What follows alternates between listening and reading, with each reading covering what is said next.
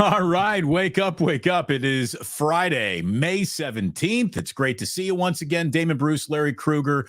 Like and subscribe to Wake Up. We come at you 3 days a week, starting around 8:45 on the West Coast, and we give you the very latest on the 49ers and take a look at the whole freaking world of sports right there for you. Larry, good morning. How you doing, pal?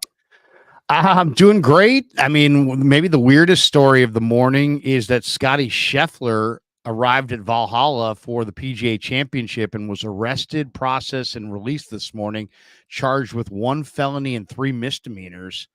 We'll get into some details of that. Scotty Scheffler being arrested was not on the. If it wasn't on your bingo card this morning, you may want to adjust it. But suddenly the ratings at the PGA Championship was skyrocketing.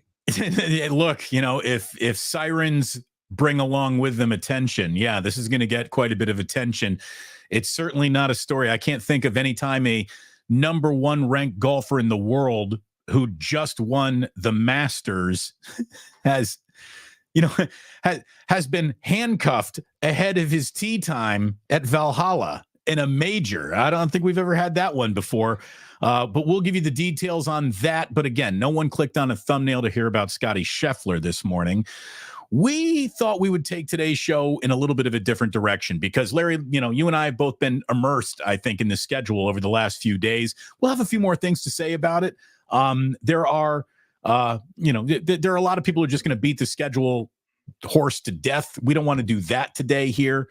There's also still 115 games, or 115 days, I should say, until the 49ers play the Jets on Monday Night Football. So it feels like it's a little too early to get into pregame there, Larry. We'll hold off on that.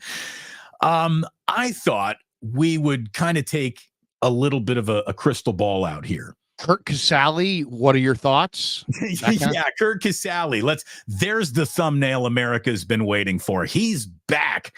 How many people are just like, who's Kurt Casale? What do you think of that? I don't even. Who's Kurt Casale? Let's get into it. I mean, should the Niners sign him? What does the NFL look like in a decade from now? I mean, I'll tell you, we could go backwards in time, Larry, and we could have asked each other the question, what do you think the NFL looks like a decade from now? And I don't think a lot of our predictions might have come true, or maybe they would have, because there's a fragmenting of the schedule in terms of where you're going to find it, what it costs to get it. The world of streaming is absolutely beginning to pivot towards coming for the NFL in ways that networks have to be absolutely terrified of. So there's the media element to it. Then there's the physical league element to it as it grows and it expands, either through the number of teams in the league, the number of games being played, the continents that it's going to be played on. So let's just start with, I think, a simple question here. Larry, it's the year 2034. We're 10 years down the road. How many NFL teams are there? Has 32 become 34? No doubt. And 18 or is it 17 and 18 weeks becomes 20. 20 and 22 weeks. The preseason is gone. Replaced by joint practices, which I believe will all be televised. Yeah, scheduled joint practices. And televised. Of course. I mean, everything's televised. There's a new minor league associated with the NFL. Practice squads are... there's in-season and out-of-season practice squads. And I think you're looking at like 75-man rosters year-round, kind of a thing. Instead of like 90 and then 53, I think you're looking at, 75 guys around the, all the time, basically. Off season that includes a league funded and league with the branded secondary league, minor league. And I think you're looking at a team playing internationally every single weekend. Nobody will be based internationally, but what it will be is there'll be an international game every weekend in the NFL, where Right. every single weekend. What I think the NFL is going to do is take over, or right, London, or like take over the Tottenham Hotspur Stadium, and there's 17 consecutive weeks of NFL football in there. They might not be going to all these different European cities, or a couple of different cities. They're just going to pick, I believe, like a location, and that's going to be the base NFL Europe home. And well, and maybe it starts with what, like, kind of a mesh, a merging of these different concepts. So, like, excuse me, on one hand, I do think that international growth is absolutely coming as travel becomes faster and more efficient and more cost effective. Let's be honest here. American pro football, as we know it, is the greatest sports entertainment on the globe. There's so much more going on. There's so much more action than in soccer, that it's an absolute winner internationally. American sports, pro sports, is among the most compelling forms of entertainment that exist on our planet. Of the American pro sports, the NFL is the most compelling TV product, and I think it will be on a global stage.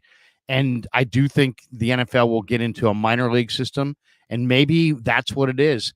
Maybe there's a game every week in your regular 20-week season in the NFL that's played in Europe as part of the big boy league. You could almost be like a season ticket holder, and it may not just be in Europe, it may be international, maybe Brazil, maybe different countries in Europe, maybe South America, maybe.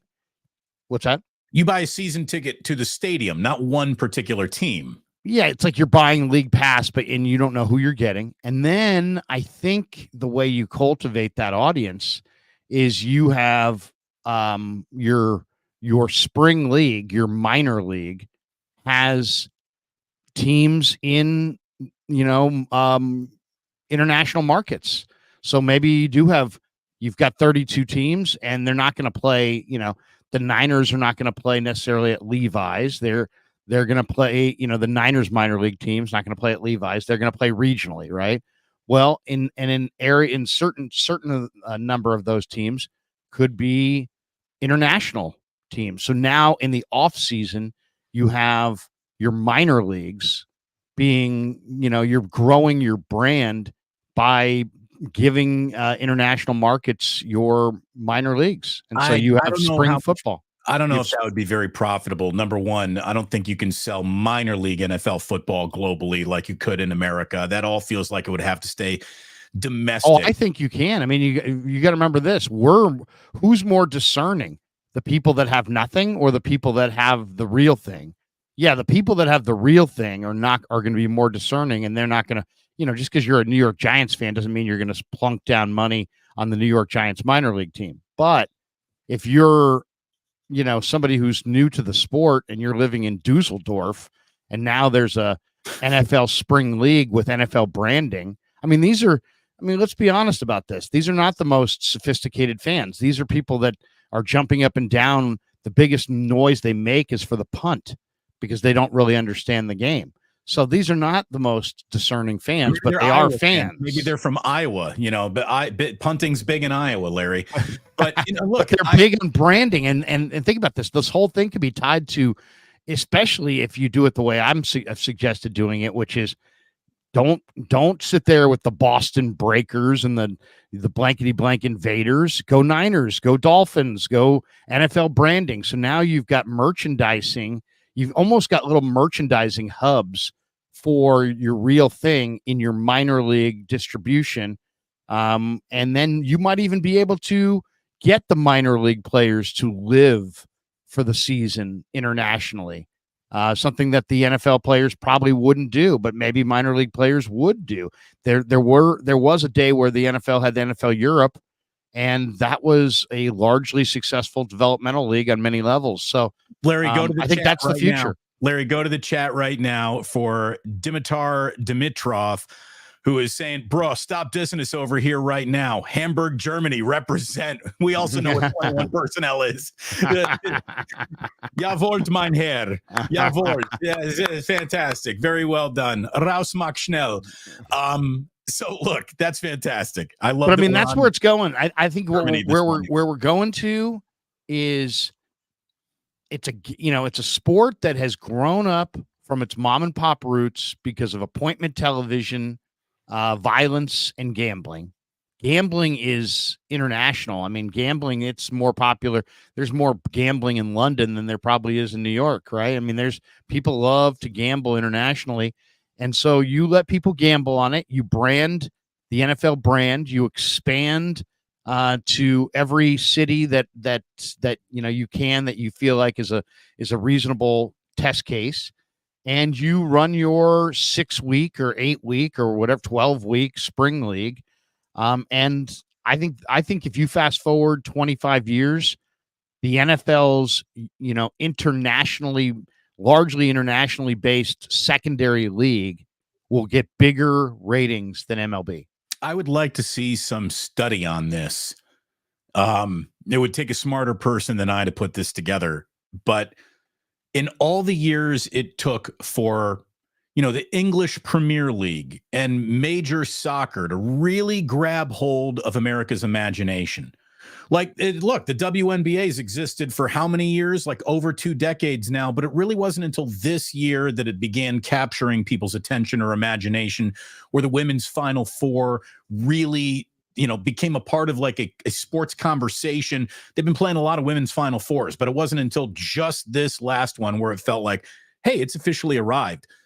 Formula One was strictly a European interest until it started trickling into the American sports conversation. And it's had an incredible 5 years of growth here, thanks an awful lot to the Netflix series that helped really, deliver an awful lot of attention to a sport that was nowhere near NASCAR or IndyCar in terms of just automotive racing pecking order here in the United States.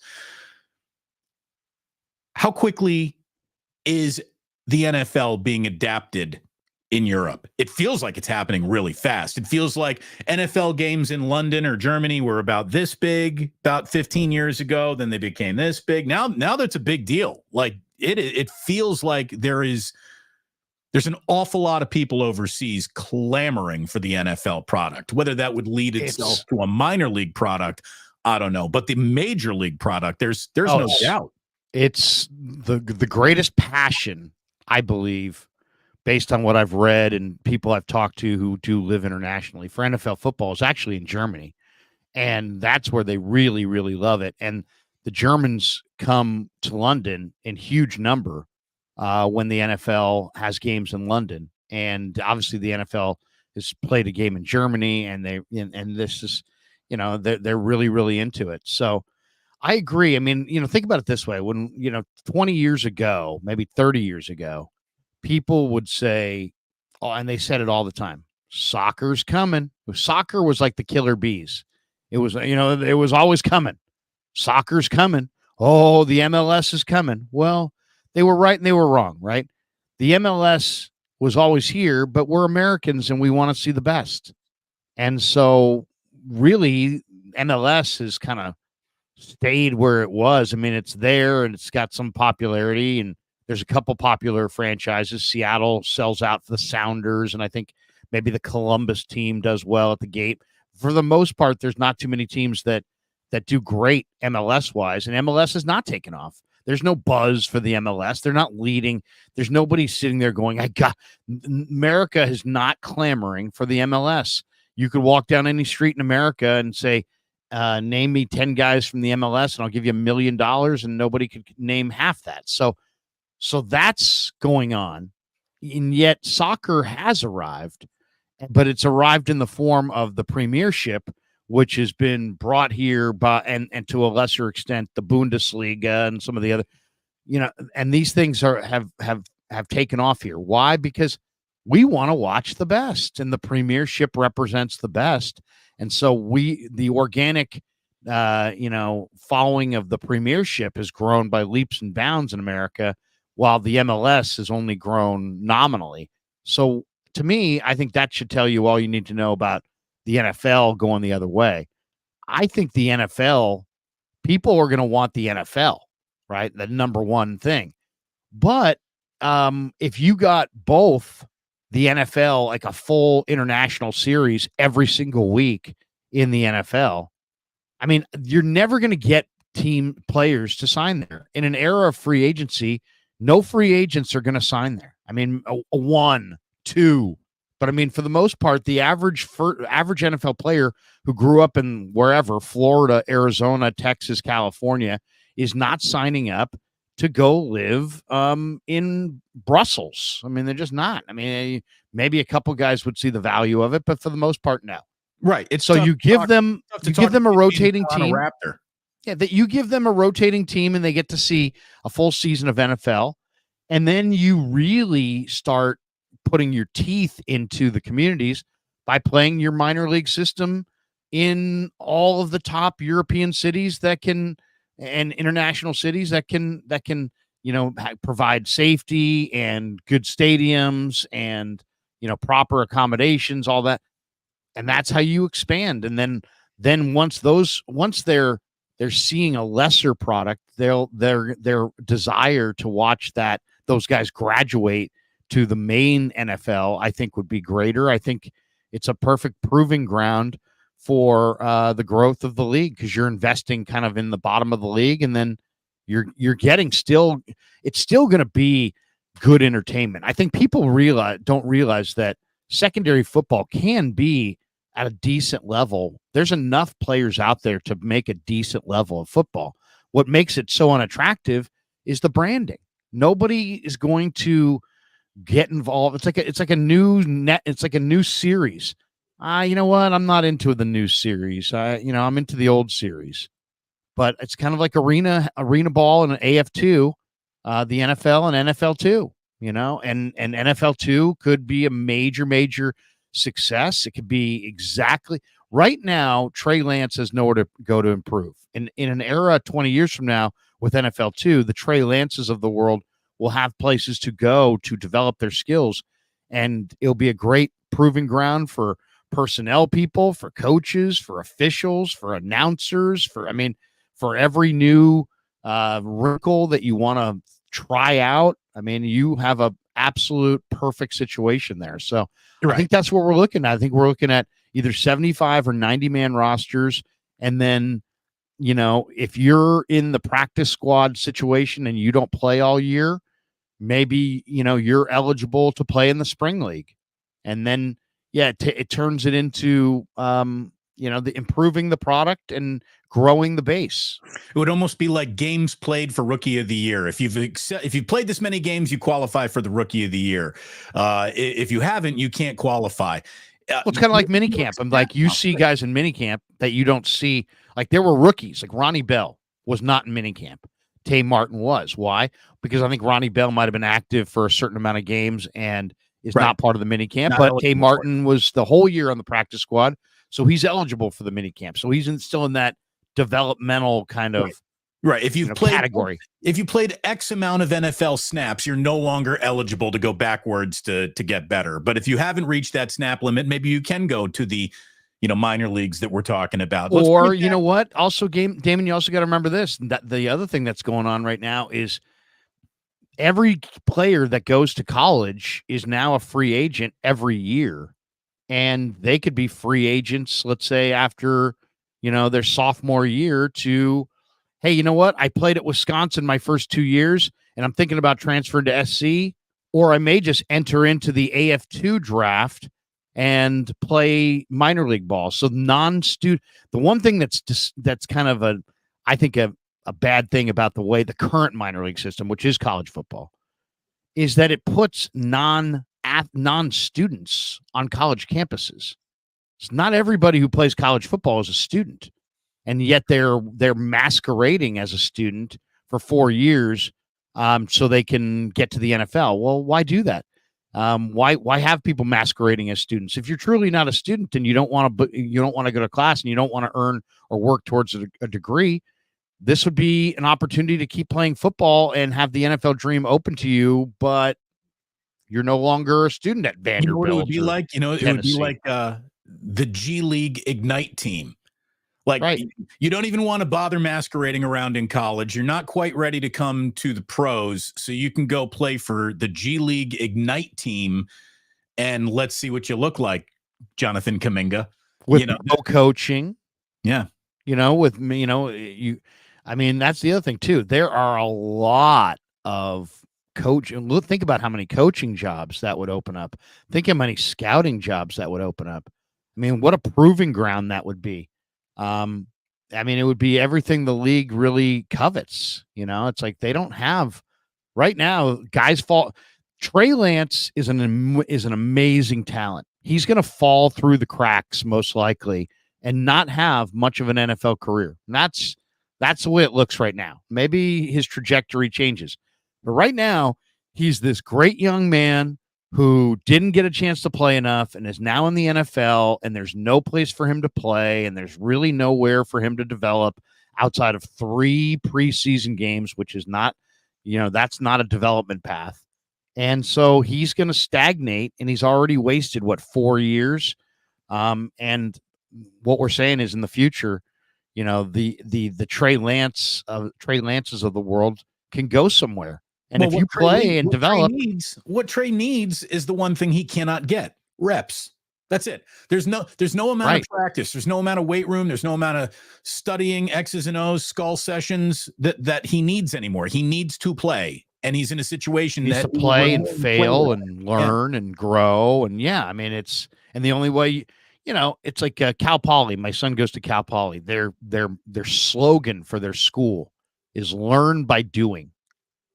That's and what does that mean? Well, they're doing lots of kind of lab type things, and they have their students in the community and actually putting their hands on things and, learning by doing, exactly as it's stated. And the NFL, Trey Lance needs to learn by doing, and there's nowhere for him to do it. So then the NFL is going the other way. Instead of having more practice time and more field time, right? There's less of it. Now there's less of it. It's like, oh no, we got to make sure these guys only have certain amount of mandated OTAs, and there's maximums. And it used to be, if you wanted to, you could literally live at the facility. You could be like, yeah, you know what? I'm going in the facility every day of the off season, and I'm working out, and I'm doing this, and I'm doing that. I don't think they can. I think there's limits to how many days you can actually spend inside the facility now. Oh yeah, you have to punch a clock and not go to overtime. It's really weird. They're chasing you out of the building now, right? And what's odd is that the players negotiated this. So, to me, there should never be a governor on how much of a dedicated professional you really want to be. If you want to practice for 18 hours, you should be able to. Anyway, yeah, you should. You're a pro. Think about it this way. You're a young quarterback. You're Caleb Williams.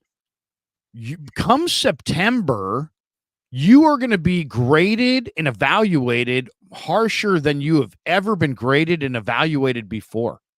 So if you wanted to spend every waking hour learning, the pro game, the Bears scheme, your talent, blah, blah, blah. We say, no, you can't do that. You can only be here Thursday and then 2 days next week and 3 days the next week. Oh yeah. And by the way, when the season starts, if by chance you're a little bit behind, you're just going to get ripped nationally, internationally. Everybody's going to call you a bust. There are going to be all kinds of negativity heaped upon your head, but you can't work extra right now to prevent that from happening or be more prepared. So we're in a weird time right now. All right. So enough about trying to reach the NFL or the minor leagues or European anything. Let's get back stateside, because we both agree there's going to be 2 more teams in the NFL in the next decade. Again, for the NFL to have more to sell, they need more product.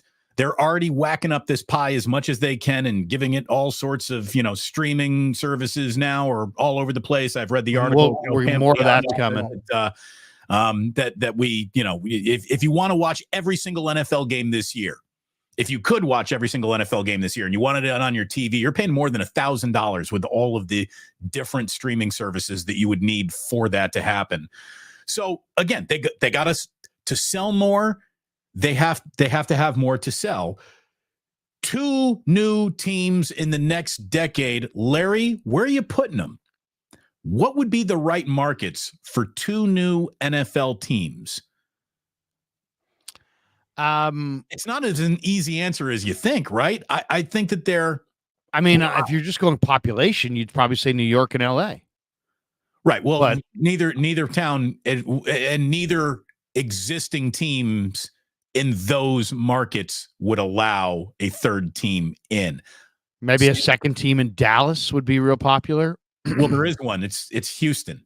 Yeah, San Antonio. San Antonio is a great football market. What about Oklahoma City?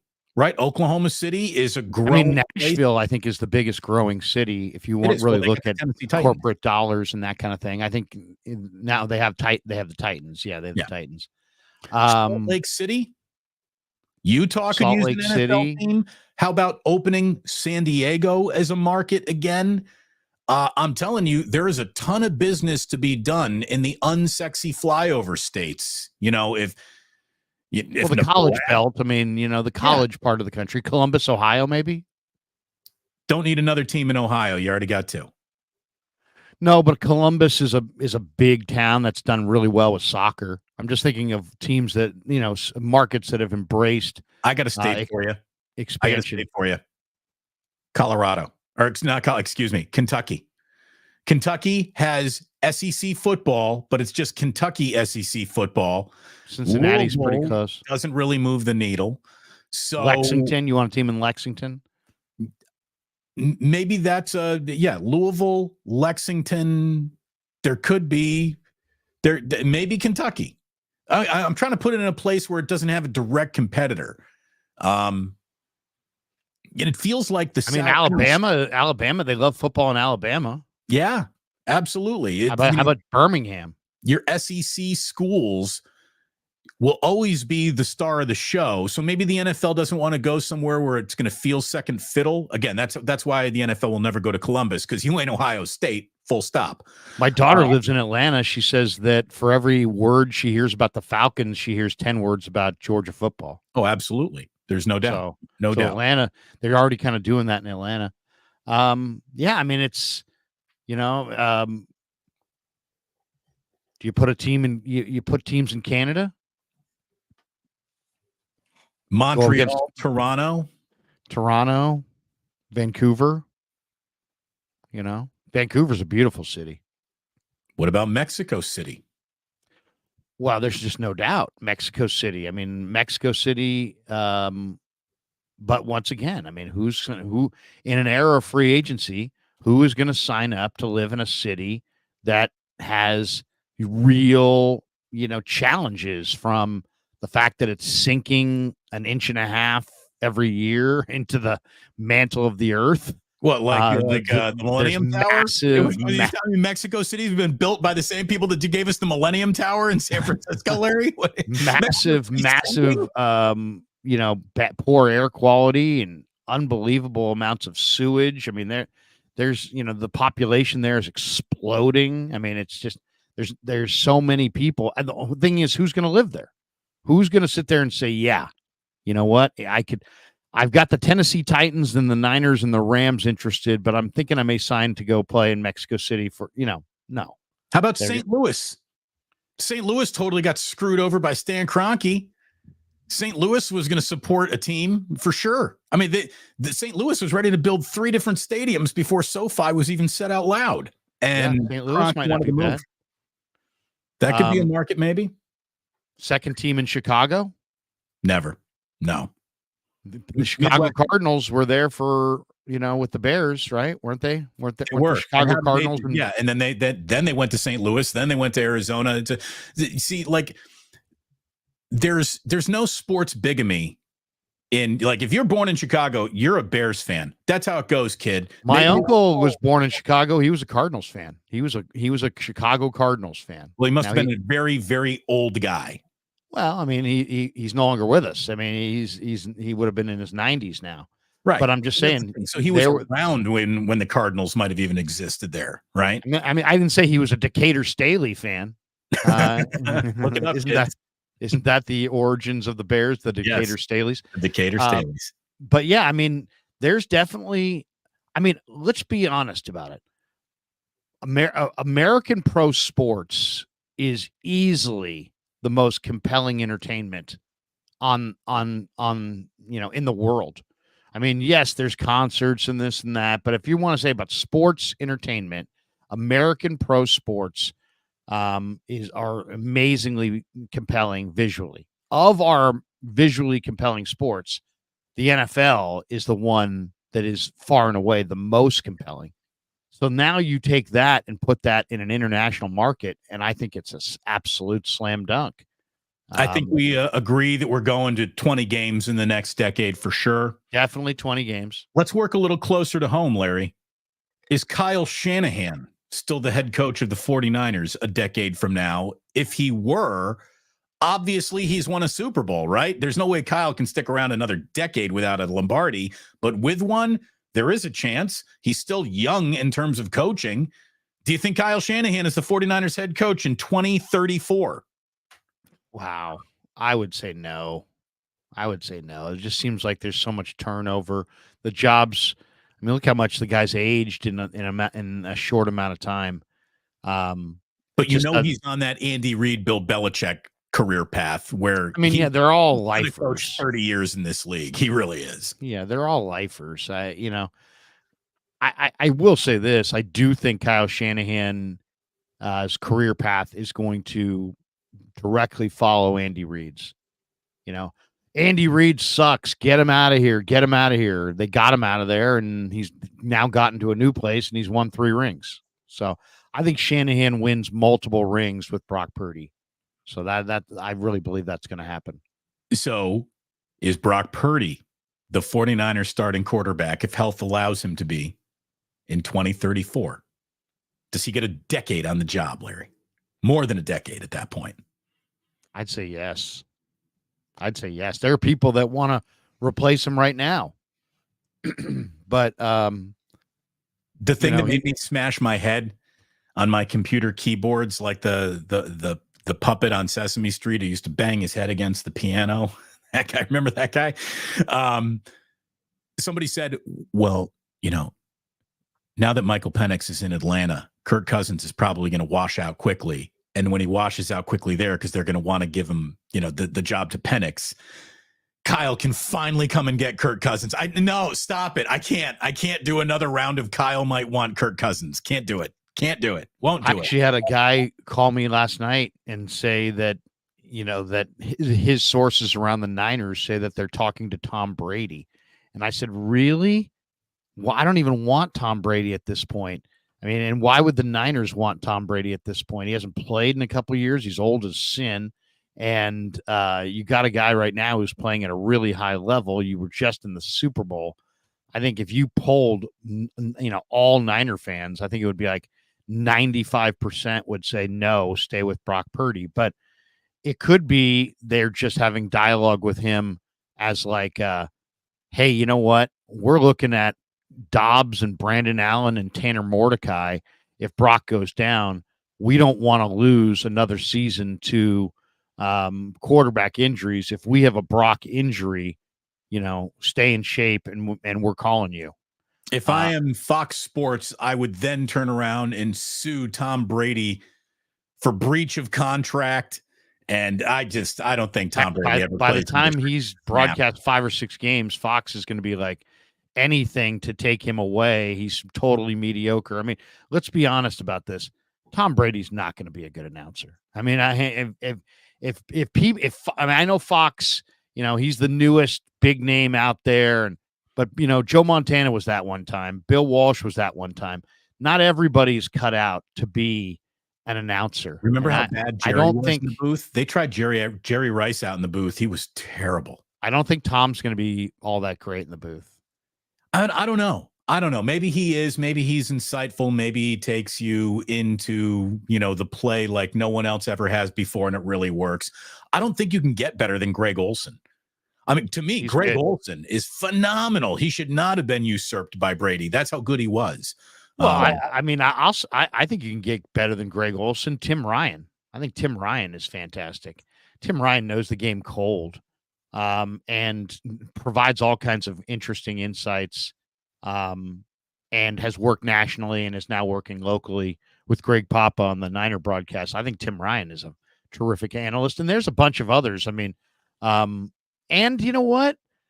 I watched the bowl game, the Barstool Bowl this year, and I think that the future of broadcasting may not be in, seriousness. It may be in humor. It may be, I mean, that bowl game, I taped it. It was Wyoming and Toledo, and I had no idea what the heck was going on when I started watching it, right? Because it was like Big Cat and who's the guy who does the pizza reviews for Barstool? Portnoy, the CEO. It was Portnoy and Big Cat, and they had like some actual, mediocre announcer. But you know what? I watched that game, and that game was really fun, and it was different, and it was irreverent, and it was, there was a defensive lineman who tipped the ball to himself. He ran it back for a touchdown, and they started being like, "Hey, it's a fat guy touchdown, a fat guy touchdown." And then the officials reviewed it, and they took it off the board, and they're like, "Oh my God, what are these guys on the take?" And it was an aggressive. It was Barstool, right? It was Barstool in a nutshell. But damn, it was good, and it was entertaining. It was fun, and I could see announcing going back in that, going in that direction. The problem trying is to attract younger fans that don't know the game as well, not by trying to teach them the game, but just by trying to entertain them and have the kind of dialogue that's entertaining. You'd need a whole bunch of stuffy owners to sign off on that, and they consider their product, I think, too prestigious to sign off on something like that. Plus the networks that are involved. I just think. But now you get streaming services, so you're going to have. I think the streaming services are here to stay. Yeah, well, maybe maybe it opens up another path for an alternate broadcast on every single broadcast, not just your big end of the year games. You can watch the, you can watch the hometown announce team, you can watch the streaming services announce team, or you can watch the two dudes hitting a bong announce team. Yeah, I mean, like, hey, we've already got that a little bit creeping into our football with the Manning cast. It's like, do you want to watch a pro announcer and a pro analyst, or do you want to watch a couple guys kind of like sitting around watching the game, commenting on every fifth play as they're doing interviews and telling jokes and ribbing each other? It's kind of like one's a broadcast and the other's just kind of a hang. Yeah. Is Roger Goodell, Larry, still the commissioner 10 years from now? No. Think he's walking away? Have you got a replacement in mind? He's in poor health. I mean, my God, he's got a bad back. He was slurring some of his words during the draft. I think he's checking out very quick. I would say he won't make it a decade. No way. I would say maybe 3, 4 more years, maybe. Will the Super Bowl move to a streaming service? No, I think that one will always be, not always, but that one's going to remain. That's the game for the masses. The NFL, whoever runs the NFL, whether it's Goodell or if there's a new commissioner in place, that should always remain in the broadest of, and it should be broadcast to the largest audience possible, because that's really let me ask you this then. What makes the NFL the NFL is like the connection to the culture. Do you think that there's a chance the Super Bowl would be moved to ESPN? No, because I think there's still, look at the numbers, at least not anytime soon. The numbers still show there's an awful lot of people who that are unplugged and not even watching don't even have cable. So you'd be taking, I mean, it's like you'd much rather, but they've unplugged it's a much from larger cable audience to sign up for Netflix. Netflix is in more homes in America than ESPN is right now on cable. So again, the concept of it going to Netflix, I don't think is that out of the ordinary. It really isn't. And by the way, Netflix adding itself into the game with 2 Christmas Day games this year means it's coming. And once these digital services get the bounce of these NFL games, and you know what they do? They help retention. The churn of these sign up streaming services is what they're trying to reduce. They don't want to lose, we had 10,000 people sign up last month, but 4,000 went away. So it's like HBO Max. It's like, do I order HBO Max? I do in the springtime when I know that Hard Knocks is around the corner, because I really enjoy Hard Knocks. And so I want to see Hard Knocks, and I only get it if I have the HBO Max. But now post Sopranos, post The Wire, post some of the shows that HBO had, it's like I'm not interested in HBO. So like out of season, I'm like, I don't need it. We cancel it. But then, sometime around June, I'll be like, yeah, I'll take HBO Max, because I want to watch Hard Knocks. And I enjoy Hard Knocks. So whatever. It's like, that's the beauty of the the streaming services are, gonna make cable maybe obsolete at some point. There's already people if you go and rent, like I went to spring training with my boys and we rented an Airbnb. And so for a week, they said they had TV and this and that, but they didn't have cable. They just had, just streaming services and YouTube and that kind of, and we existed on like Netflix and YouTube for a week with no problem at all. Oh, so, yeah. You can live with just Netflix and YouTube. Yeah. Without opening, especially YouTube, because he goes down a rabbit hole and it just starts feeding you. It starts feeding you things that they know that you like. Yeah. And then all of a sudden you're like, hey, try this. I'll watch that video. I'll watch this video. Yeah. Hell yeah. Right now, the number one minor league system for the NFL is college football. College football has obviously gone through a metamorphosis in just its last 2-3 seasons of what it used to be to what it is now. It's a completely different organism.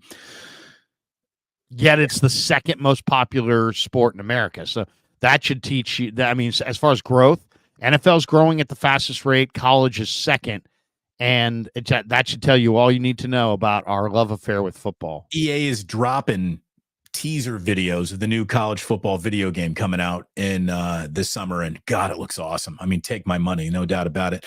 Has college football, though, in a decade from now, Larry, grown beyond the natural conference structure that we're all used to and really separated itself into like a Power 65 that competes for, fabulous prizes that are unavailable to everyone else, which has basically been turned into a club sport? Yes. Yeah, this is coming. The premier level of college football is definitely coming, with the serious players separating from everybody else. I mean, what's the worst part of college football is that if you look at the spreads of any week in college football, you'll find, 25 games where the spread is, 3 touchdowns or more. Right. That's not good. There's so many bad college football games. There's so many one-sided games. There's already been talk of it. Stuart Mandel wrote about this year, how, there's talk of the powerhouse teams, joining one gigantic powerhouse conference and separating from, the traditional conferences. I mean, we're already kind of seeing it. It makes no sense.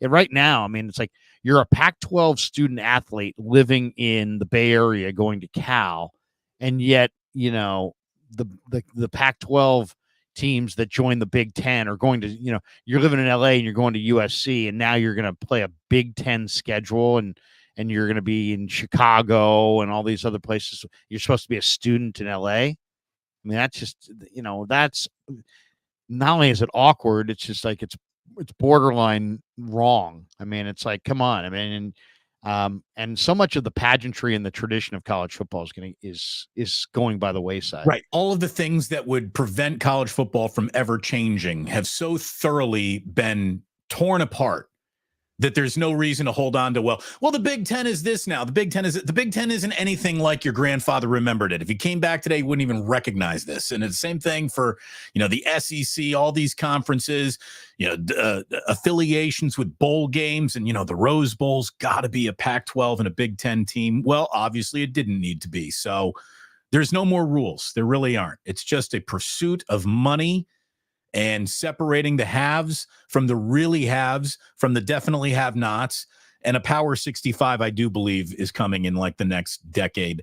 Speaking of, the only thing about it, though, is that the NFL gets by on appointment television, violence, and gambling.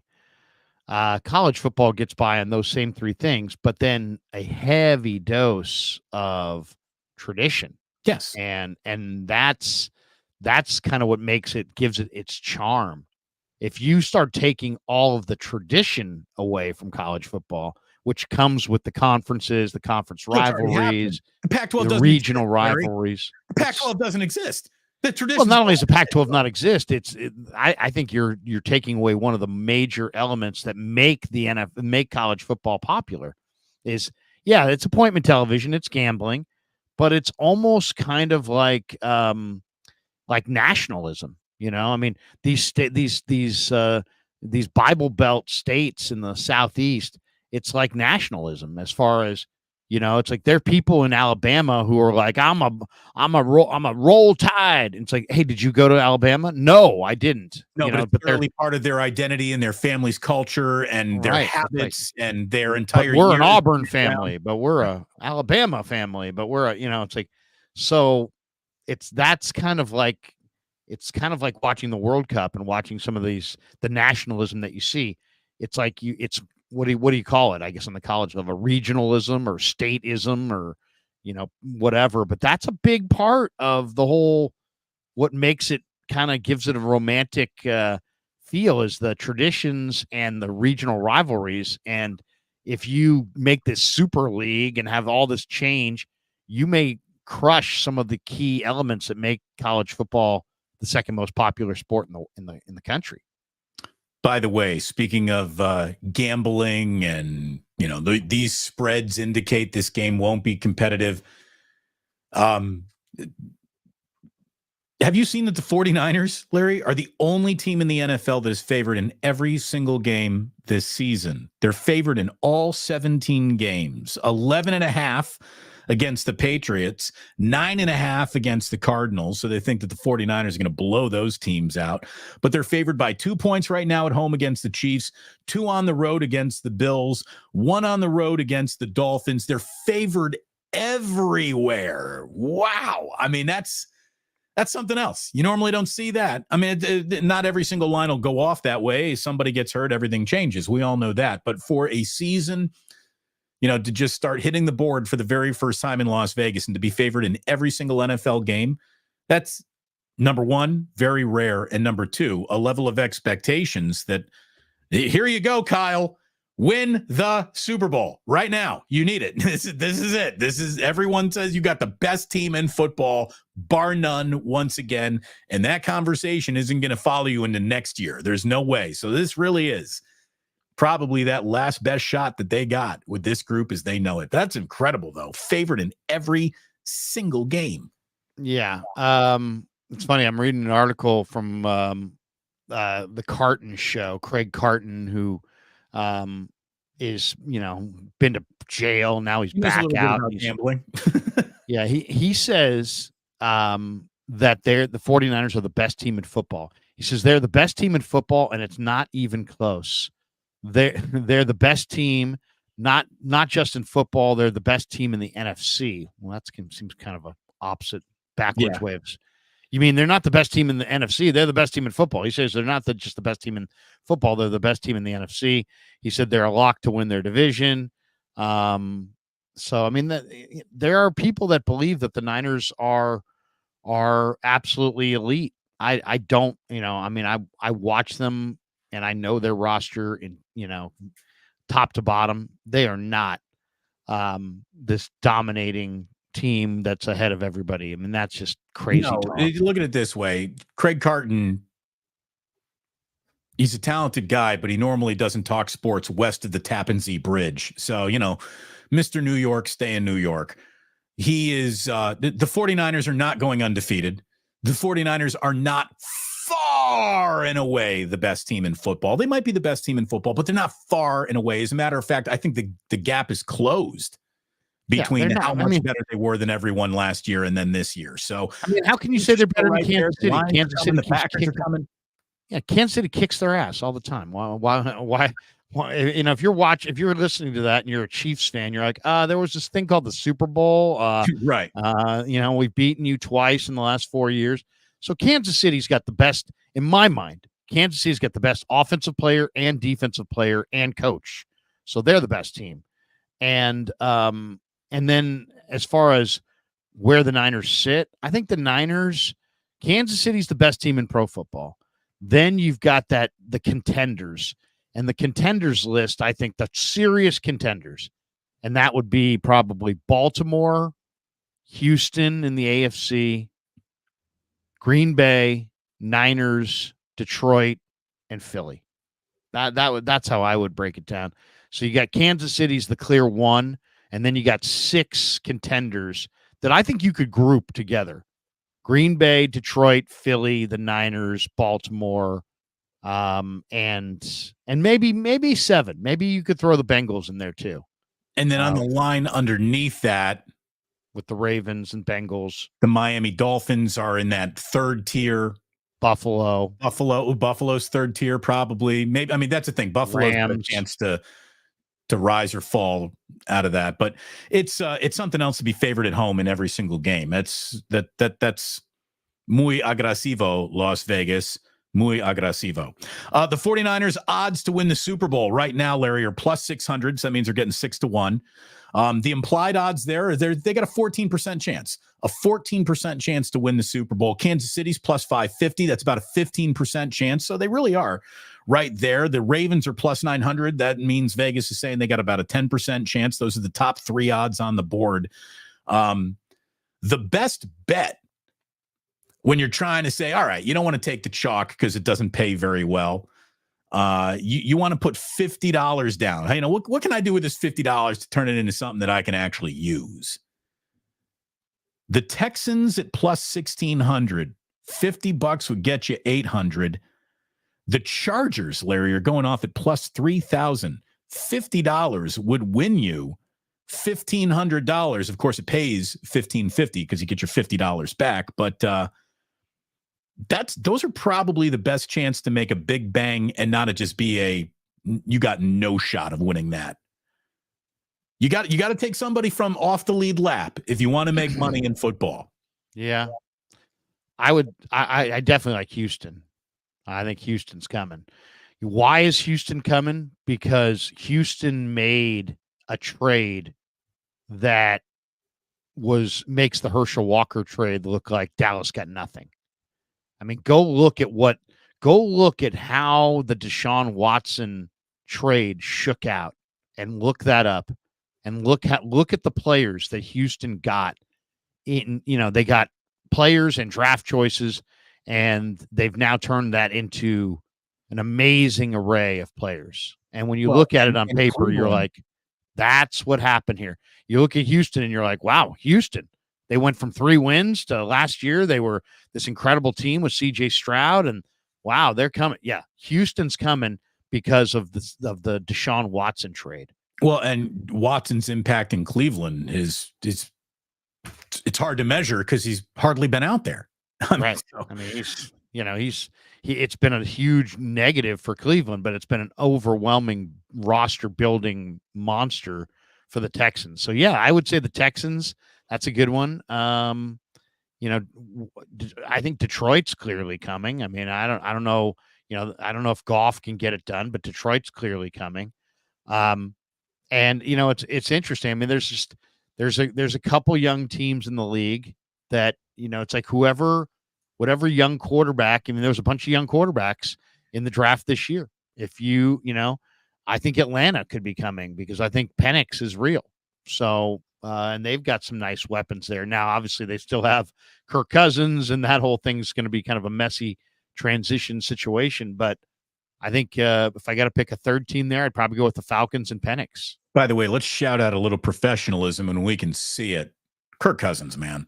Do you see how Kirk Cousins has handled all of this? Well, what do you think about Penix being the pick and you being already looked past and all this stuff? He has handled it perfectly with the Atlanta media. He has answered every single question in a way that, completely entrenches him in the job. And, this kid ain't going to take me out of here. We're being nice to the kid and the rookie anyways. Like Kirk Cousins is a better professional quarterback than anyone wants to give him credit for. When you factor in everything it takes to be a pro quarterback, winning the room, winning the media, winning your teammates over, saying the right thing, not getting anyone in a really awkward situation, being a pro, being easy to deal with, and then being an actual better than halfway decent quarterback when it's all said and done. Kirk Cousins is pretty damn good at being a professional quarterback. I've interviewed him a couple times. I had him on a couple times at the Super Bowl, once face-to-face when the Super Bowl was here. Great dude. I mean, he's solid. He's a really solid guy. And he, on the right day, can look the way he looked against the Niners last year in Minnesota, where he was just looked like carved him up. Yeah, I mean, he was incredible that night. I mean, he was absolutely incredible. But, on the other hand, if in fairness, if we're going to have full disclosure, he doesn't win big games. I mean, if I said, give me the 5 biggest wins of his career, I mean, that Niner win was probably one of them. Right. Yeah, it was a regular season game that meant a very little significance. And he hasn't won has he won a playoff game? He has. I don't remember it. I think this guy is. Yeah, he's. I mean, didn't he make the pass that was that huge dramatic finisher in Minnesota? Or is that even before the Kirk Cousins era began in Minnesota? Against the Saints, you mean? Yeah. God, that huge last play of the game. I can't remember. PJ Williams smoked too much weed to remember that. Yeah, right? I don't remember that. I don't remember. I mean, I remember it. I just don't remember who made the pass. I think he probably was Kirk Cousins. But I'm just saying he hasn't won a lot of big games. I mean, that was Case Keenum, says Case Keenum. Damn. Case Keenum. Case Keenum. Okay. All right. He wins less big games. By the way, on the one thing on the schedule thing that I think is interesting, and I don't know if this is confirmed, but I read this yesterday. 49ers have 8 games this year where they have less rest than their opponent. That's 2 more than any other team in the NFL. 8 games where they will roll in with a rest disadvantage. The Niners play 4 teams off the bye. That's not only the most in the NFL this year, it's the most in the NFL going back to 2002. We're talking about over 20 years. I think it's a 22-day rest difference. Yeah. When you add it all up, I saw that from somewhere. It's a 22-day rest difference. Now, they're facing 4 different teams off a bye. One of them is Andy Reid, who's like 18-2 coming off a bye. Maybe like 28-2, something crazy like that. Yeah, at least they got a 10-day rest, while Andy Reid has got a 14-day rest there because they're playing the previous Thursday. But it's odd that the NFL would do that. I just don't understand how they don't distribute rest days a little bit evenly. By the way, Larry, you're totally frozen, brother. I think Larry has dropped out. Uh-oh. Larry, are you still with us? I don't believe he is still with us. Uh-oh. See, here's the thing. Larry's running the show from his end. So if he clicks, oh, there you are, Larry. You've come back. Magically. I was afraid that he was going to have to click out and we were going to have to stop the stream to get him going again. I can't hear you. Wait 1 minute. Larry says he's got it for us. Invader 49er. Time to see what Damon's got. Yeah, I've never hosted a solo show ever in my career. What will I do when it falls upon me to carry a show? What could possibly happen? Anyways, as Larry gets back to us, the thing that I want to get in with him is how a slow start can just doom a really good team. And to me, a slow start is measured by who are your first four opponents. This is the maybe best news in a very difficult schedule for the San Francisco 49ers.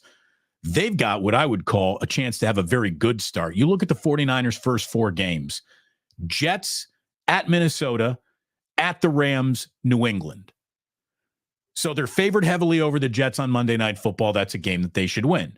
At Minnesota, it's the best possible time for them to roll into Minnesota. There's no doubt about that because, they've got a rookie quarterback, maybe, or it's just the right time to be playing Minnesota. I mean, it's a Sam Darnold starting against the Niners. I like the Niners' chances if they haven't gone to their rookie quarterback yet.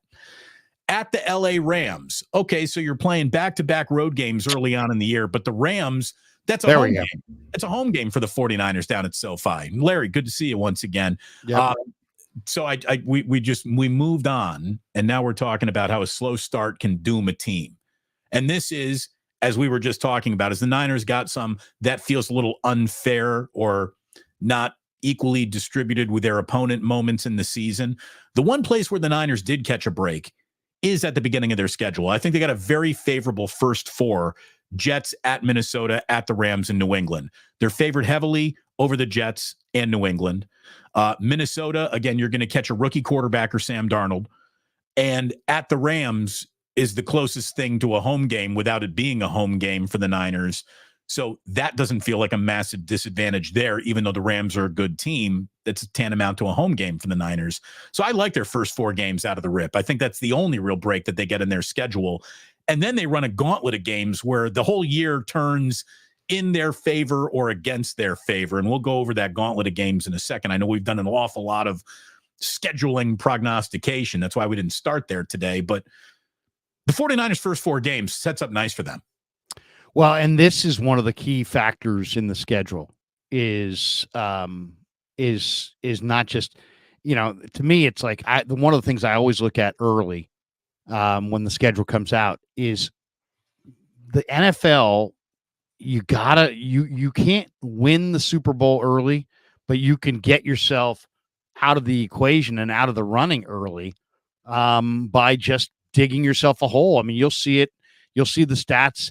Hey, teams that start 0-2 have a blank percentage chance of making the playoffs. Teams that start 0-3 have a, infinitesimally small chances of making the playoffs. So I always look at the September record and see who's going to be ambushed. Now, the Raiders always seem like they get screwed by the league, and it's probably because Al Davis sued the league, and so nobody in the league office ever wants to do the Raiders any favors. Listen to the way the Raiders season starts this year. At Chargers week 1, that's a loss. At Baltimore. That is their only home game of the year. That is the only Raiders home game of the year, Larry. Well, then they go at Chargers, at Baltimore, then home in week 3 against Carolina, who has, that's going to be Carolina's easiest win. So they're going to be coming like a house of cards, they're going to be coming for a win. They're going to be lots of momentum there. And then they play Cleveland at home. And Cleveland was a playoff team last year and is pretty good, probably better than the Raiders. The Raiders are going to start 1-3. They'll beat Carolina. They're going to lose to the Chargers, to Baltimore, and to Cleveland. Okay, so that's they I think have gotten screwed. Then I think Denver has a ridiculous September. You've got Bo Nix, a rookie quarterback, week 1 at Seattle with all that noise. Then they go home against the Steelers and that killer pass rush. Then at Tampa and at the Jets. I think Denver's staring at 0-4 to start the year. I think the Rams have a brutally tough beginning of their schedule. At Lions, at Cardinals, 49ers at home. Niners have had ownership on the Rams, and then at Bears. The Bears have a good defense, and then you look at the Bears schedule. Bears are home against Tennessee in week 1 with Caleb, making his first start. Then they go at Houston on Monday Night Football. That's probably a loss. At Indy, that's probably a loss. And then the Rams come to town. So, that's going to be a super tough. That's going to be a super tough one. I'll give you another team is Washington at Tampa Bay in week 1 in that terrible humidity. And then home against the New York Giants. Those division games are always tough. Then at Cincinnati, that's probably a loss. And then at Arizona. I think Washington's got a really, really tough schedule. Patriots at Cincy, home against Seattle, at Jets, at Niners. They're starting 0-4. I'll tell you the two teams that are teams of circumstance that have rough starts in their first 4 are the Chiefs and the Ravens. The Chiefs, Baltimore, Cincinnati at home. Yeah. And you can say Chiefs are really hard to beat at Arrowhead, and you'd be right about that. But those are two teams that might be able to do it. Then they go at Atlanta, at the Chargers. I don't know if that's going to be a really difficult game for them or not. So that's a little tough for the Chiefs. The Ravens, again, at Kansas City. They got the Raiders at home, then at Dallas, Buffalo, and if you wanted to add a week 5 just for some sprinkles on top, then they're at Cincinnati. They play 3 of their first 5 games on the road at Kansas City, at Dallas, at Cincinnati. That's tough for the Ravens. Ravens could get off to a slow start. No doubt. I thought Monty Ossenfort and Jonathan Gannon have some momentum going in Arizona. They played really hard last year. I thought Ossenfort had a great draft. But look at Arizona out of the chute. Week 1 at Buffalo. Then they get the Rams, who can put up 30 against anybody in week 2. It's in Arizona. But then they get Detroit. And then they get Washington. Now they get 3 out of the first 4 at home, which means that, but they're playing tough teams.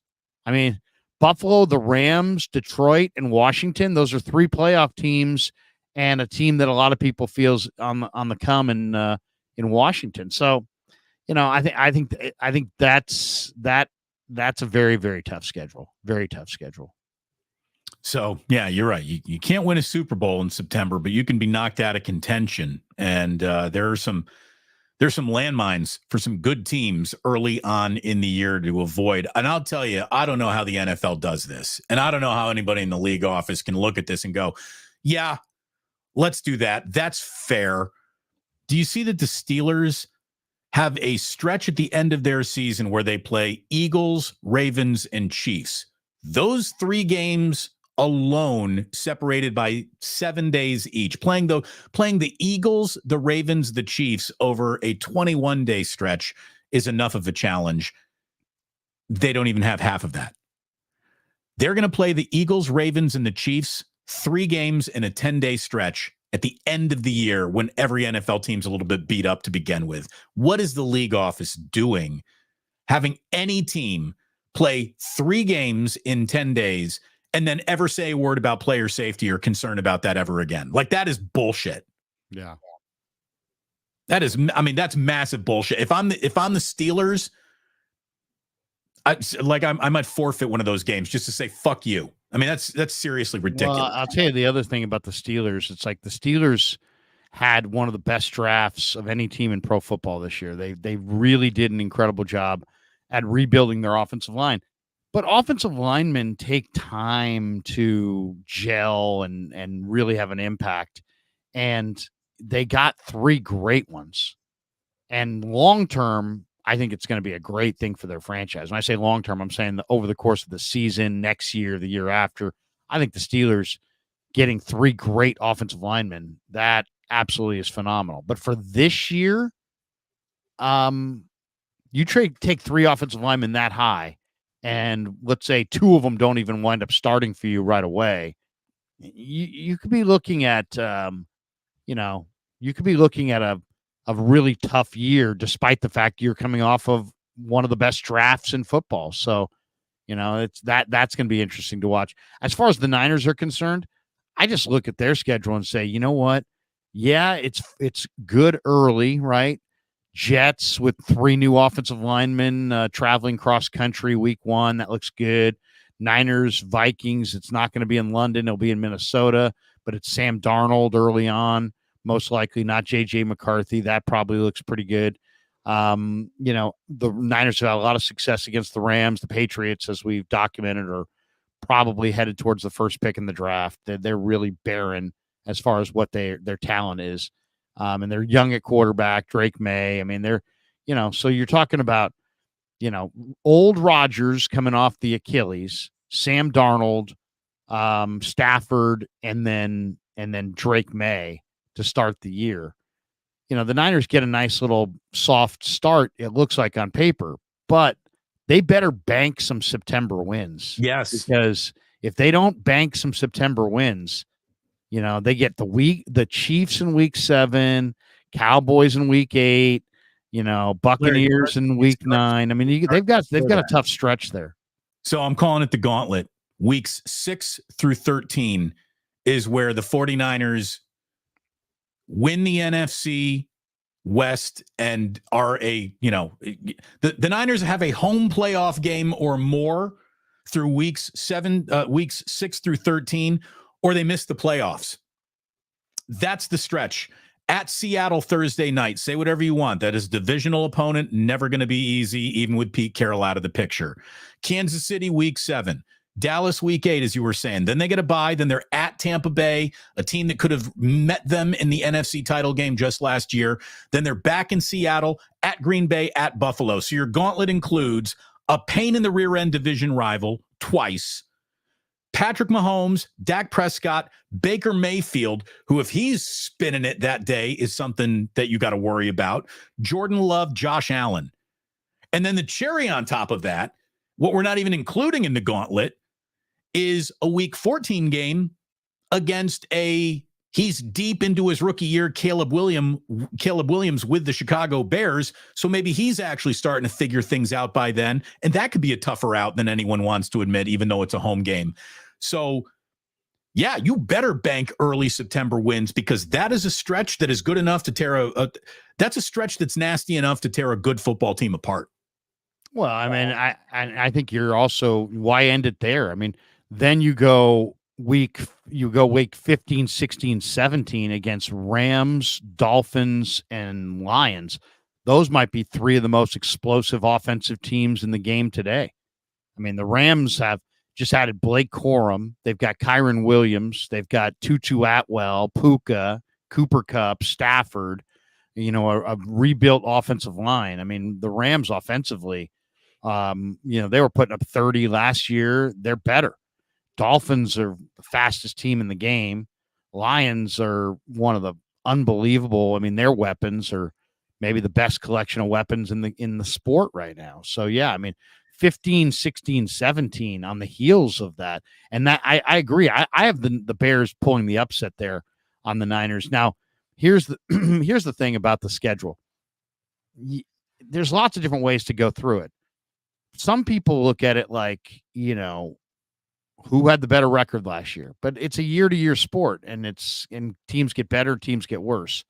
So then you look at, well, I mean, there's going to be a team that you absolutely, I mean, nobody had the Niners losing to the Browns going into last year, but they did. So I'm just saying there's going to be a game that on paper they should win, and they're not going to win. And maybe, the Bears have a really good defense. They've got some young weapons. I think Caleb's not good, but we'll see. I mean, they also have Tyson Bagent. They also have the Western Kentucky quarterback. They have options if he gets hurt or if there's a problem there. So, and they do have a good collection of weapons. I mean, they really do. Runners, receivers, rebuilding their offensive line, really good on all 3 levels of their defense. So, yeah, I mean, I like the Niners to beat Packers, lose to Bills. But it's, you never know. I mean, that, and all these things, and it is the other thing too. It's like what looks like a gauntlet right now could become really easy with a couple injuries. Right. So it's just, that's why this whole, the schedule thing's a little tough to, take seriously, because it's like, Are we going to have a serious discussion about, Tampa is taking on the Rams in week 18, or week 16? What do you think? It's like, Right. I don't I think don't anything know. about it. I don't know. I mean, who knows? Maybe You want me to handicap the game that is the 17th game on the schedule? What about these first one injury? I mean, right. One injury could swing the point spread by 6-7 points, but you want me to handicap this thing, 3-4 months in advance? It's difficult. I mean, it's hard to do when people ask you about college football. Hey, what do you think of Ohio State and Michigan? I don't know. The game's going to be in November. Maybe ask me in mid-October. I'll have a better idea. Niners are playing 8 teams that reached the postseason last year: Buffalo, Dallas, Detroit, Green Bay, Kansas City, the Rams, Miami Dolphins, Tampa Bay Buccaneers, and one additional team that finished above 500, and that's Seattle. So you got them twice. And again, Arizona's going to clip him in one of these games because that's what Arizona does. Arizona wins 4 games a year. One of them is against the Niners. You can't explain it. Fuck. The Niners have owned them recently, but the Niners are going to lose a division game for sure. Yeah. I have them getting swept by the Rams this year, but they've dominated the Rams. But it's just, I think the one thing about the Niners is that they seem to play Seattle really, really tough. And I think it's because Seattle is just, they've had so many bad memories of losing there, and there's such a tough test that the Niners always seem like they bring energy against Seattle. They do, but it feels like Seattle always brings some energy against them too. I mean, it's just there's something about the Niners jerseys which bring out a good game in the Seahawks, no matter where it is. And again, division opponents can never be slept on. A great way to catch a fat loss is to sleep on a division opponent that you don't think is as good as you. Familiarity breeds contempt. It really does. If I were to sell you, Larry, sight unseen, not knowing what anyone else in the league is doing, but I will sell you right now 11-6. Are you buying it? Yeah, that's what I took. I took 11-6. Yeah. Kev, we did this the Wednesday night. Kev said 12-5. I went 11-6. The over/under's 11.5. So we were right on it. But there are, to me, the under is a way, way better play than the over, even though I have them right there. Right there at 11-6. I see many more scenarios that they go under than go over. Does 11 get you the NFC West? No doubt, but I don't know if it gets you the home field advantage throughout the playoffs. I mean, I think if you go 11-6, there's a chance that somebody goes 12-4. There's or 12. Detroit or Green. It's got to be Detroit or Green Bay. Yeah, probably Detroit. I mean, the thing about Green Bay is really intriguing, but Detroit is systematically going through their roster and just improving it every single time. Doesn't matter if you have one ass cheek and 3 toes. I will beat your ass. Yeah. I mean, they got Christian Mahogany in the 6th round to add to their already dominating offensive line. They already have, Montgomery and the Georgia back, what I always forget his name, Jahmyr Gibbs, and Sam Laporta, and Jamison Williams, and Amon-Ra, and then they added DJ Reader and Marcus Davenport to their front.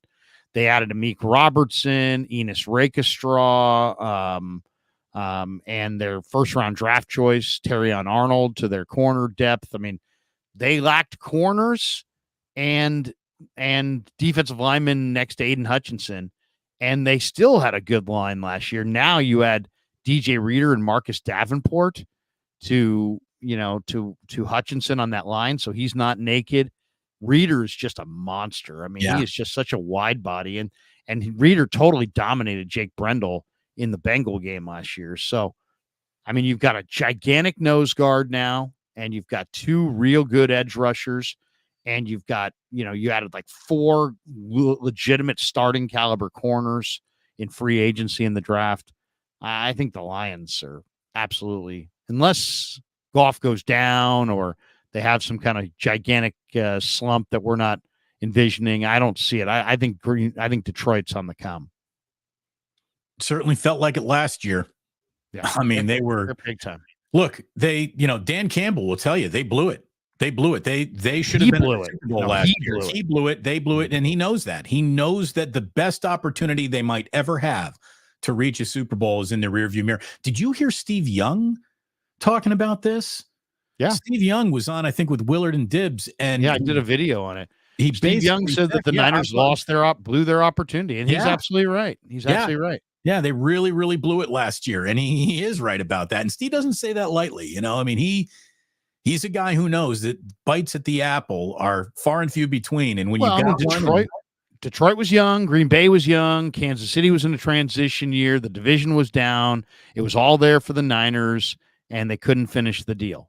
And now here we are a year later, and Kansas City's now got Xavier Worthy and Hollywood Brown, and they look better. And Philly got Quinyon Mitchell and Cooper DeJean. They're clearly better. They had a very strong draft. Detroit is coming. Green Bay's, getting better. All these teams seem like they've got youth on their side. So yeah, it ain't getting any easier. But it doesn't mean, just because it sets up for you on paper doesn't mean you have to get it done. But the Niners were the first Super Bowl 54. They were ahead of their schedule. Super Bowl 58, I think they were on schedule. Now they're officially behind schedule. Yeah. I mean, this is it. This is their last best chance. Because I don't know if it last best, because, your quarterback is 24 and your head coach is relatively young. But but your kick-ass football team all around those two guys is going to change dramatically with Brock Purdy's price point. So this is your last best chance. You are back to, I don't want to say square one, because if you really have found your franchise quarterback, you're never at square one. You're at least, you've reached was it Baltic? What does pass go? What's the first Ventnor place, Vermont, whatever it is on a Monopoly board? But you're going to have to. What does it take to win a Super Bowl? You got to have the quarterback. They got that. You got to have the head coach. I believe they've got that. Other people believe that Kyle Shanahan's not the right guy. Okay, right. So I think they've got two key elements. Never guaranteed. Then it's about your D.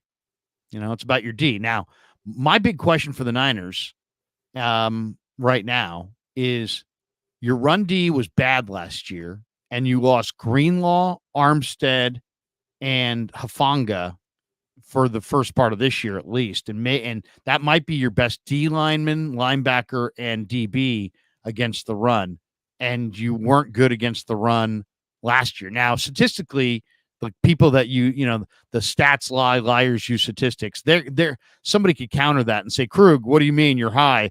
The Niners were third in the NFL against the run last year. They were third in the NFL against the run because teams stopped running on them because Brock Purdy put up 33 points a game. And so the Steelers stopped running, and Dallas stopped running, and the Giants stopped running. And this is one of those use your own naked eyes, not the stats. Yeah. The stats say they were great run D. They were not a great run D. No. Not even I don't even think they were a good run D. And now you've lost some key players. So the question is, who's replacing Greenlaw in this season and how do they do against the run? Who's replacing Armstead? Is it Collins? Is it Jordan Elliott? How do they do against the run? Do they have a free safety to go with Jair Brown? If Afonga's out and Jair's going to play in the box, is Mustafa good enough to start at free safety? Do they have a free safety? So, they've got some questions. And their run defense is at the top of the list. So, you tell me. So, once again, it's like Craig Carton saying the Niners are easily the best. I don't think so. Well, and even if they are, the easily the best status will easily be removed from them next year. So that's just the way it is. There is no staying forever young. Everybody's a touch older. I promised myself we wouldn't even talk like this, but Debo could be out the door by then. That's going to change just the DNA of the team an awful lot. We'll see. How about this? I strongly suggest that winning the 2024 Super Bowl would be a great idea for the San Francisco 49ers. If they'd like to put that together, now would be the right time to do it. New Orleans, baby. New Orleans. I got one thing left. In terms of NFL topic, and then we got to talk a little bit about Scotty Scheffler, who had himself a very odd morning at the second major of the year in the PGA. Valhalla.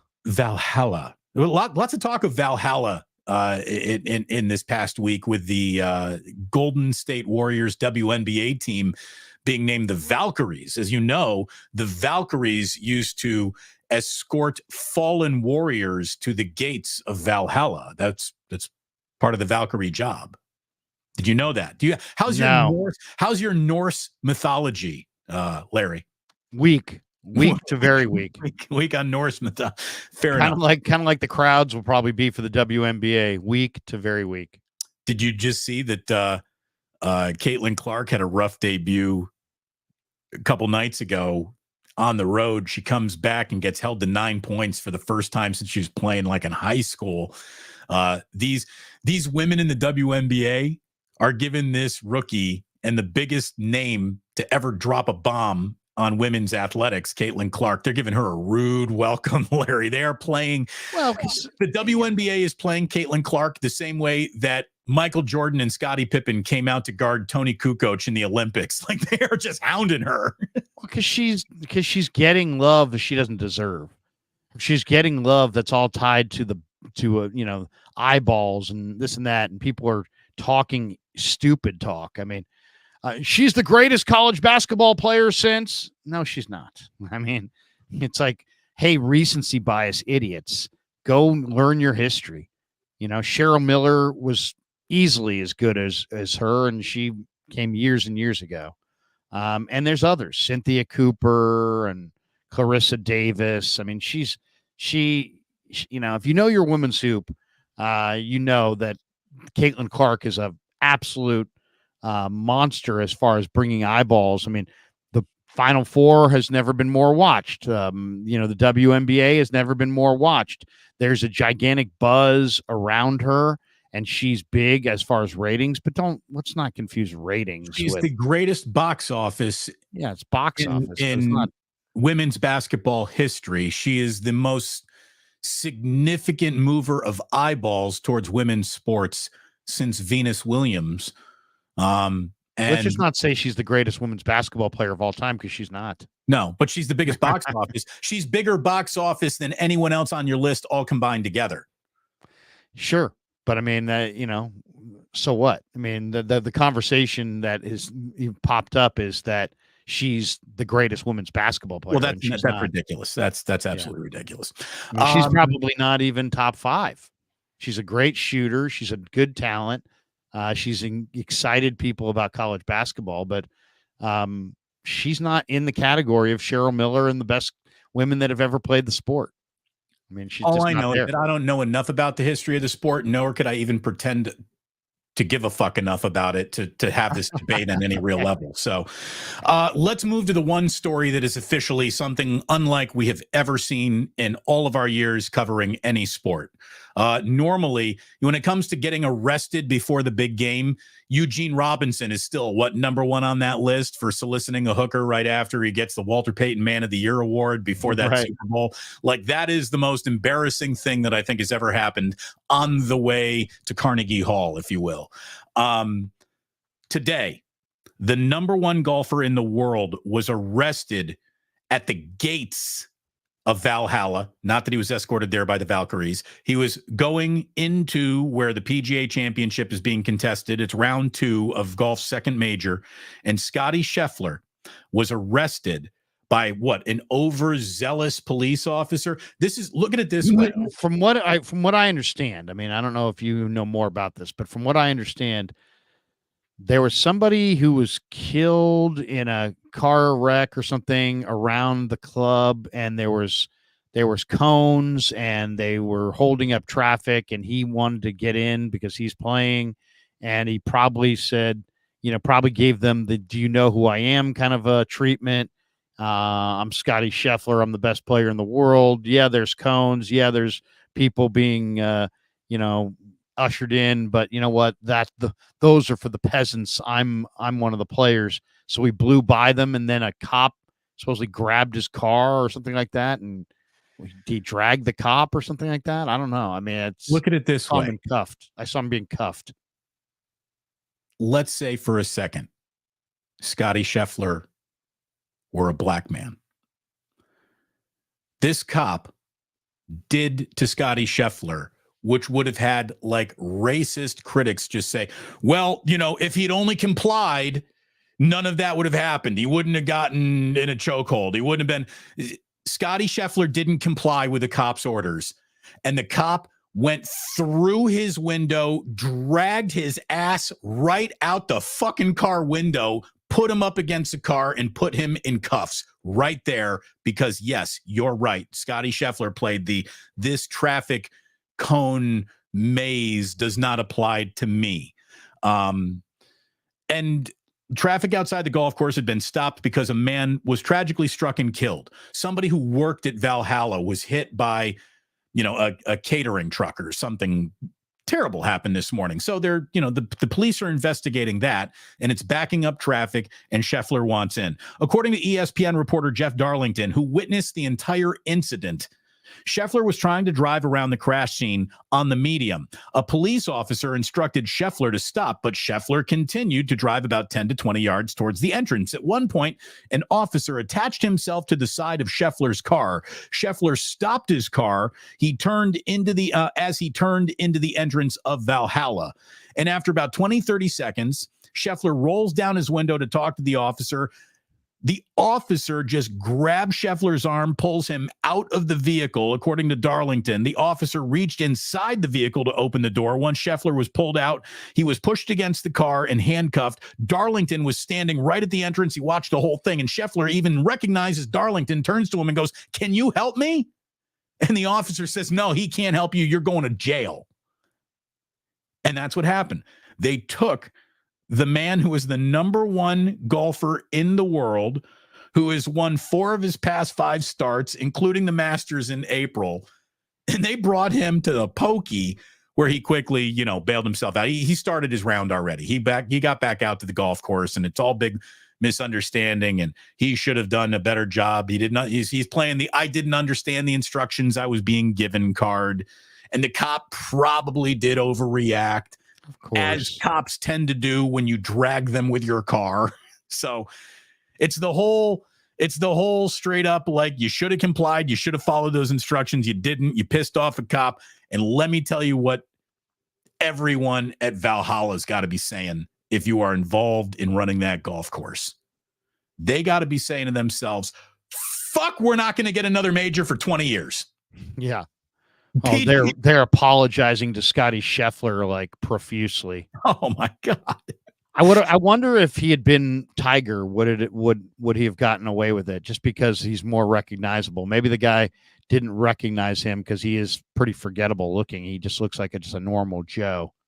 That if it had been somebody that they recognized, Phil Mickelson, Tiger Woods, somebody that was like truly, famous, would the cops still have, grabbed him out of his car and thrown, it makes you wonder. Right. No. And, somebody here, some I Go Viral says, sounds like your description on if he was black. Good job, race baiter. No, you're fucking stupid. You understand what I'm saying? That had he been a black guy, there would have been no sympathy expressed towards Scotty Scheffler. I would have been like, well, he should have just complied with the cops' orders. That's what racist assholes would have said about that incident. So again, stop. Who knows? I don't. Race is not a part of this, so why inject it? My whole thing on this is that, communicate. I kind of feel the same way in some, it's like, I'm not Scotty Scheffler. I'm not, I'm not one of the world's greatest golfers, nor is anybody giving me any special privileges. The only thing I can relate to with this, and it's my least favorite part of going to a 49er game at Levi's, is their absolutely effed up process of getting into the parking lot. Well, that's why that stadium sucks. There's a lot of reason why that stadium sucks. But this is easily the worst part about it. And I told my son, who went down there with me on Christmas for the Ravens game, I said, Kev, you are going to get to witness the most effed up entrance in the history of sporting events. And he's like, Dad, you got to be kidding. You're not serious. I'm like, no, I'm absolutely serious. And there it is, Great American Parkway. If you're going to get in before they open the lot, because they don't open the lot, a day before. They open the lot a set time, 3 hours before. They don't want, or whatever number of hours before the game. They don't want people in there all day, all night. So they have a set time. But I do the pregame show. And so I've got to get there early, and have had to get there early forever. And the people are all backed up, right? And so their entrance is, you go down, I go down 237, get off on Great American Parkway, and drive to basically the entrance to the parking lot right there by where the old Marriott's was next door. So now you got to go down and flip a U-ey, come back with traffic, and now you've got all these people that are lined up, for 500 yards, standing outside their cars, waiting in line for the lot to open. But I have to go in earlier because I'm doing the pregame, and there's a media entrance. But the media entrance is all the way on the left side, and the only entrance they give you is the exit. So you've got people going one way out, and you have to turn right and go in, and then get your pass scanned, and then you have to cut across 5 lanes to the right to get across the parking lot to the right to get to the media parking lot, which is in the top right corner of the parking lot. My whole point is, there is always a different police officer. There's a different guard. There's a different person standing there every single week. And they never seem like that. It's always like new to them. You know what I mean? Everyone's first day on the job. It's like everything is like, so I'll have my credential around my neck, which I'll be holding up, and then I'll have my my parking pass, which I'm holding outside the window, and I'll have to take a right into this lane where it's like 2 lanes going in the opposite direction. And invariably I'll get some police officers like, hey, you stop. And sometimes I've stopped, and then I've got to sit there and explain, well, yeah, this is the entrance. And then you cut across, and then you see I scan over there. And then, like, sometimes I've been told, no, you can't go this way. You got to go that way. And the other time. So now I just kind of keep it rolling at about like 3 miles an hour. I don't stop, but I don't get into an argument. I just hold up my credential and I just keep rolling. Well, there have been times where the police person standing there has like followed me for 20 yards, or like started running towards my car. Like, who the hell are you and what are you doing? And it's like, dude, that's when you got to roll down the window and say, I'm Larry Krueger. That's who I am. Yeah. I'm a big deal. No, but I mean, it's like, it's like, I feel like just saying, hey, dude, get this, I feel like saying to the Niners, hey, get the same guard out there and let them know what the deal is. And then I've asked people, am I doing this wrong? Am I doing this right? They're like, no, that's the way you're supposed to do it. But it's so did it wrong. Counterintuitive. Did it wrong. The Niners, when they chose that location for their fucking stadium, that's when they got it wrong. The number one reason that they kept on telling everyone why they got to get out of Candlestick is because, obviously the stadium is not state of the art at all, but the entrance, the entrance and egress or progress, or you're just getting in and out of the place was so difficult to Candlestick that they're going to move to a place that makes it much easier to get in and out of, when honestly they moved to the cheapest land that they could find right next to, a bit of land that they kind of already owned and thought they could take over. And they put their stadium in a harder to get in and out of place than Candlestick was. Candlestick would get backed up for sure. Come on. Candlestick is surrounded by 3 sides by water. I mean, Candlestick is like easily one of the most difficult spots to get to. That was tough, but it wasn't any. Here's the thing. All this complaining about the stadium, without the stadium, they don't have the revenue. Without the revenue, they don't have free agents. Without the free agents, they're not contending for Super Bowls. So at the end of the day, if you're anti-stadium, you're anti-winning, because they weren't going to win. No, I'm pro good stadium. I'm pro. I know, but they weren't going to win in their old stadium, and they weren't going to get a stadium built in San Francisco. The 49ers. And don't tell me that this stadium is a worse idea than the mall. How about the HP Mall was going to be better than this? No, probably. It would have been in San Francisco, which would have made it better than this. But let me give you this. They built the fans are not in San Francisco. There's more Niner fans in Sacramento than there are in San Francisco. Sacramento Niners. Then you want to do that?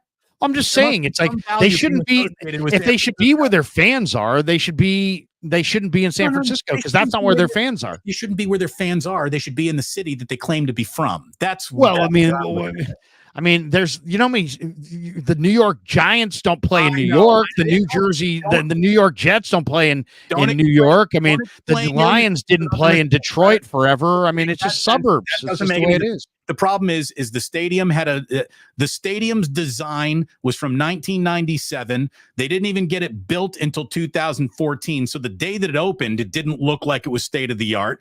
And now the stadium designs that we're seeing dwarfed it. It's the biggest sports architectural mistake since they built New Comiskey. New Comiskey totally missed the throwback ballpark revolution. By the way, the Comiskey attendance from yesterday, I saw some pictures from Comiskey. The White Sox are really bad and off to a terrible start, and there's a lot of other things to do in Chicago. They had a crowd that would make the A's crowd look like freaking, 100,000 people or something. It was unbelievable. They had a crowd yesterday in Chicago for the White Sox game that I swear looked like 150 people. Oof. Well, I've never seen less people at a baseball game. Jerry Reinsdorf, nothing but than what the White Sox had yesterday. But all this, you love to bash the stadium. That's been one of your favorite things, to bash the stadium. I don't think most people, at the end of the day, it's not worth that much discussion. It's a freaking bowl, and there's 8 games. And 10 if you want to include the preseason.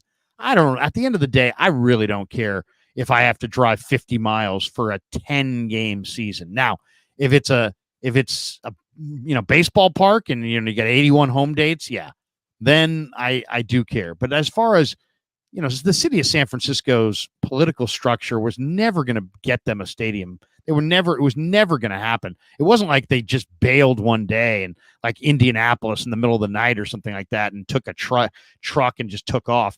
They had been working behind the scenes to try to get multiple stadiums done forever. And it was never going to happen. And there's just no real estate in San Francisco. So I got no problem. I mean, as a native San Franciscan, I went to many, many, many, many Giants games and Niner games there.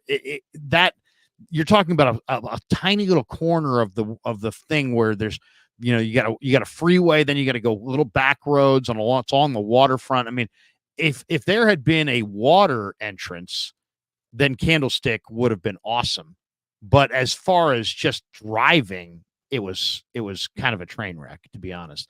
Now, as far as getting in and out of Levi's, I'm not the best person to ask because I am getting there early and I am leaving late. So I'm not going with the flow that everybody else is going with. But as far as the niceness of the stadium, Damon, the last game, Tanika and I walked out, there were raccoons running up the escalator and people hosing down the corridors with gigantic fire hoses. Now you've got, a really, good food, nice corridors, very comfortable. It's the parking lot egress and, in and out is just a nightmare. But overall, and you can debate about the look. I mean, SoFi definitely is a nicer stadium. But as far as comparing this to Candlestick, I mean, one, you wouldn't even have been competing for the Super Bowls that you've been competing for if you didn't have the revenue that was tied to a new stadium. So they absolutely, even Eddie D, I did an interview with him years ago, and he's like, dude, you have to have the revenue coming from a new stadium or you can't compete in the salary cap era of the NFL. So they had to have the stadium. And the fact that they got one built and they're now competing for championships, I'd much rather have that than, you know what? It didn't work in San Francisco, but we're just going to keep on trying. London Breed is going to get it done. No, she's not. The new stadium was coming anyways. you might as well have built one that didn't look like Stanford Stadium on steroids. Levi's is an architectural disaster. It looks like it's still being built right now. It's not even finished. That erector. It's not my favorite look, but I mean, it's a very nice stadium if you're walking around with big corridors. Right. They wanted to replace. Nice. They wanted to have something other than the fourth nicest stadium in their own division. They have the fourth best stadium in their own division. Well, they have the oldest stadium in the division too, right? I mean, isn't only Seattle, I think, is the only stadium that predates them. I mean, the Rams Stadium is beautiful. I mean, there's no question. The Rams Stadium, SoFi Stadium, and I haven't been there, but I'm just judging by the outside look and the look around the bowl. It seems to be nicer. But at the end of the day, it's like we're still talking about bowls. We're still talking about football bowls where they're playing 10 games a year.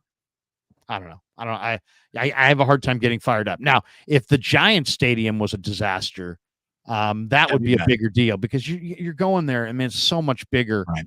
So many more dates. But I agree. It's not. I don't think Levi's is the greatest stadium, but we're talking about Candlestick, and all of the positive of Candlestick did not exist until 1981.